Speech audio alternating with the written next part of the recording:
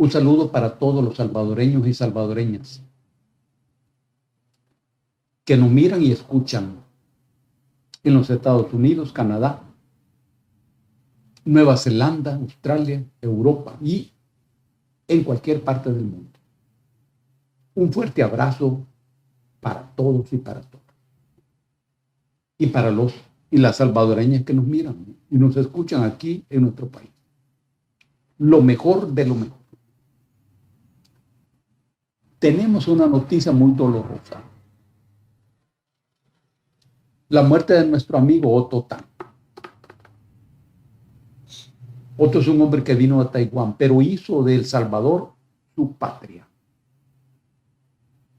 Intensamente trabajador, inmensamente inteligente, con un pensamiento abarcante y profundo.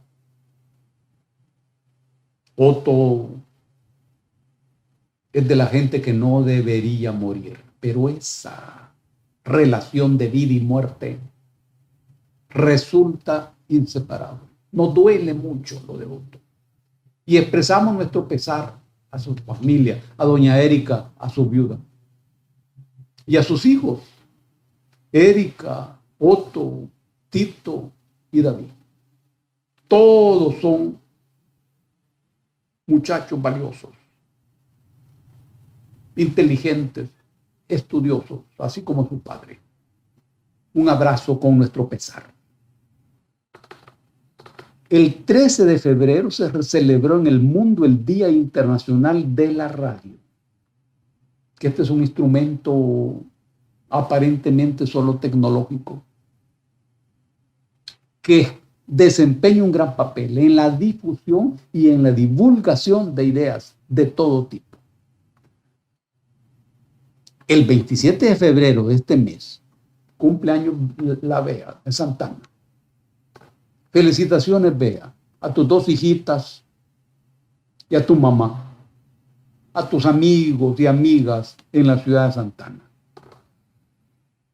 El 2 de febrero de 1943 culminó la batalla de Stalingrado y el ejército soviético derrotó a la horda fascista de Hitler. Esta fue la batalla más estratégica de la Segunda Guerra Mundial y de la más sangrienta de la historia. Rendimos homenaje a todos los héroes que hicieron posible la victoria de Stalingrado. En un día como hoy, el 15 de febrero, pero de 1564, nació Galileo Galilei. El físico, matemático y astrónomo, que descubrió por sus propios medios que la Tierra era redonda, así como Copérnico, y así como Descartes en París. Galileo se enfrentó a la Inquisición y al trabajo perverso de Belisario, un jesuita malévolo. Apenas salvó la vida Galileo. Hace poco la iglesia le pidió discretas disculpas a Galileo. Honramos la memoria de Galileo Galilei. Este día vamos a hablar de un instrumento político que es muy importante en los tiempos actuales. Es el voto. No siempre. En el terreno del poder, el voto ha jugado papeles importantes. Porque los jefes militares y los jefes políticos lo eran por razones naturales. Y nadie preguntaba de dónde venía el poder. Por ejemplo, de los faraones egipcios, o el poder de Alejandro Magno, o el poder de Ciro de Persia, o Nabucodonosor, o de Hammurabi, del mundo de la Mesopotamia. En muchas ocasiones venía de Dios, como en el caso de los faraones. Porque el faraón era al mismo tiempo un dios. Así como lo era en el mundo de los aztecas, donde Moctezuma también era un dios. Y el poder entonces tenía un origen divino. A nadie se le ocurría escogerlo. Esto va teniendo lugar en la medida que las monarquías europeas fueron concentrando poder. Por ejemplo, unos 100 años antes de la Revolución Francesa, los Luises franceses habían tenido que convocar a los estados generales, que era una especie de asamblea. Pero eso no funcionó hasta que vino la Revolución Francesa. Y se acordaron que había una asamblea y la convocaron. Y fue muy importante. En esos pliegues de la lucha de una nueva clase, que era la clase burguesa, que estaba sustituyendo a la clase de los terratenientes feudales, van apareciendo esta figura. Aparece la libertad. La libertad. Aparece la igualdad, aparece la fraternidad. Todas estas figuras forman parte de lo que se llama realidad imaginada. El ser humano en su evolución confronta con dos realidades. Uno, la realidad objetiva. Y dos, la realidad imaginada.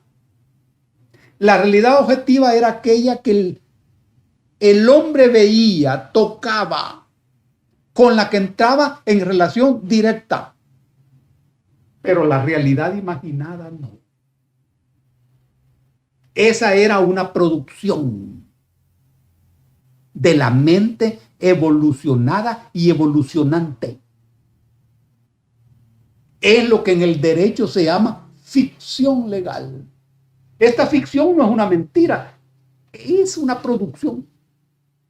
Así se producen los dioses, por ejemplo. Las diosas, que no existen en ningún lado,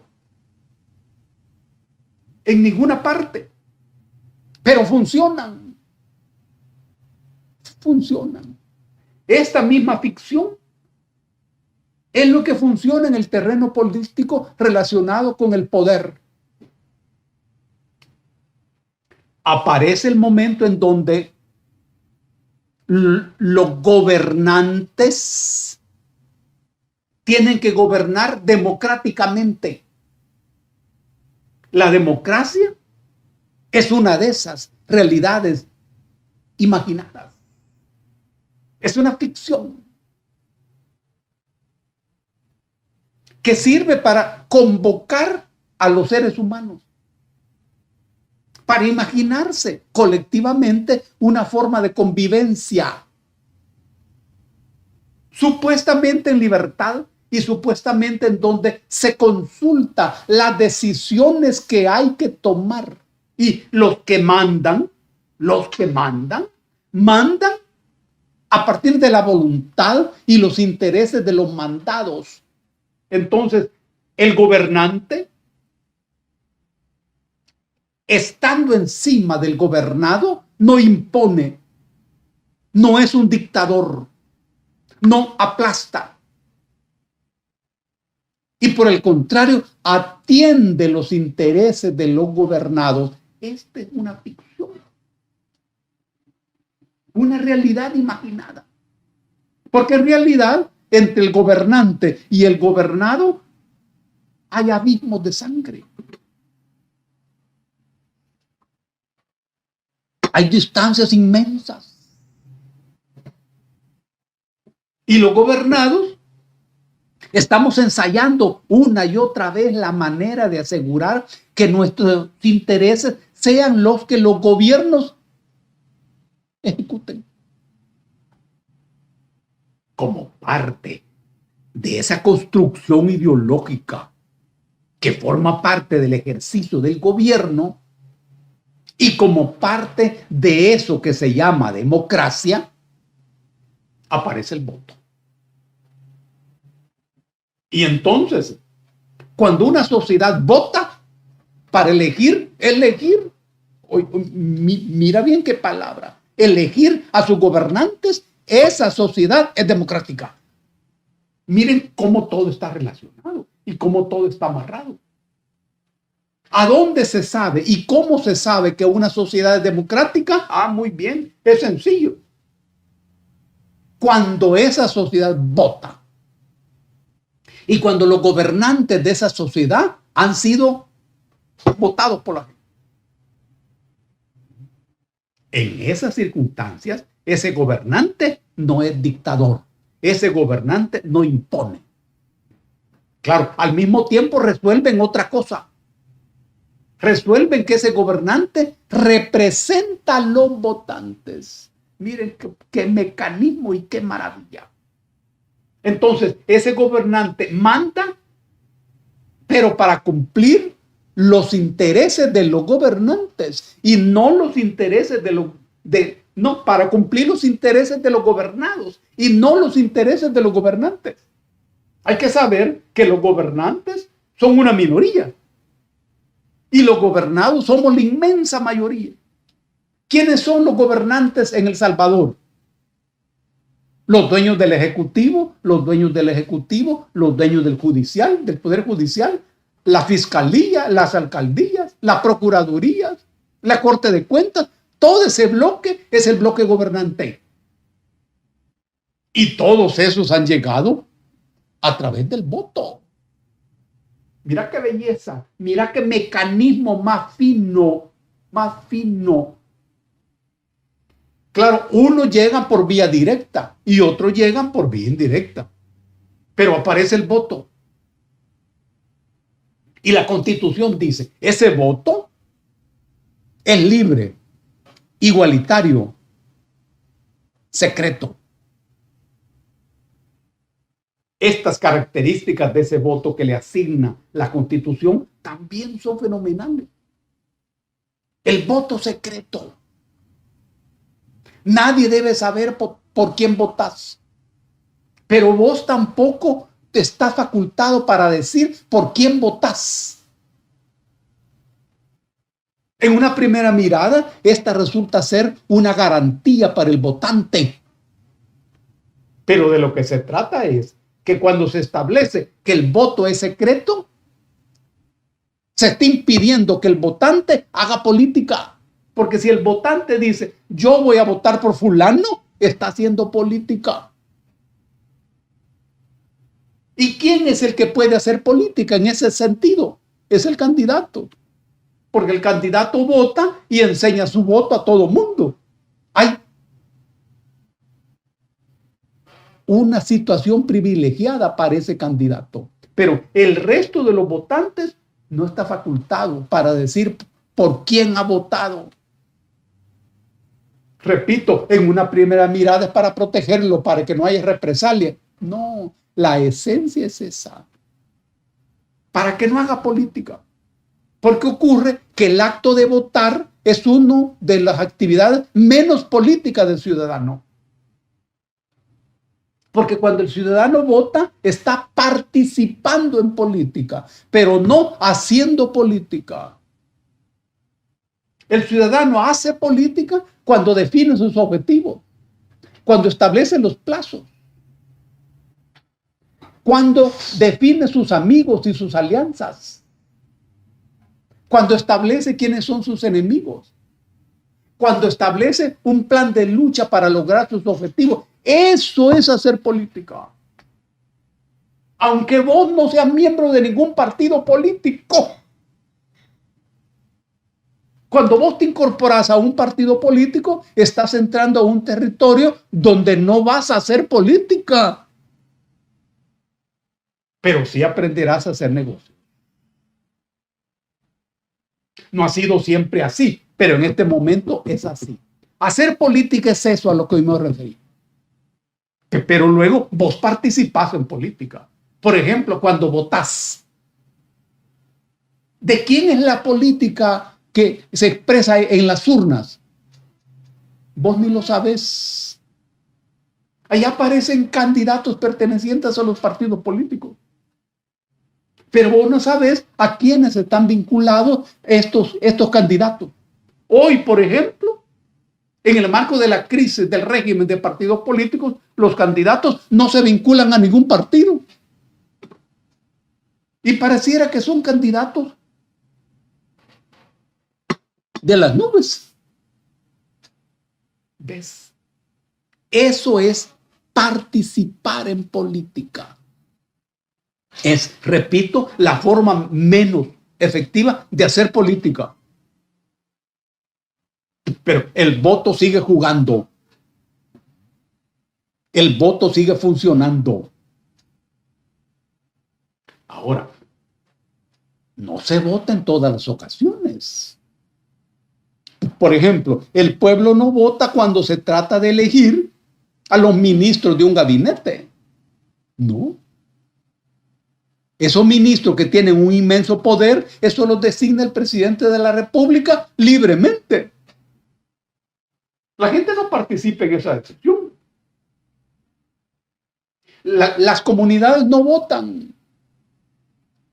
Por ejemplo, si en la colonia Flor Blanca una empresa decide la construcción de un edificio de 10 pisos, vota la gente de la comunidad Flor Blanca para autorizar o denegar esa construcción. No.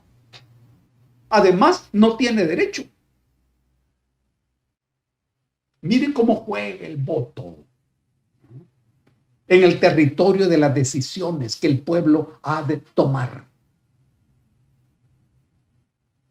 A fines de este mes,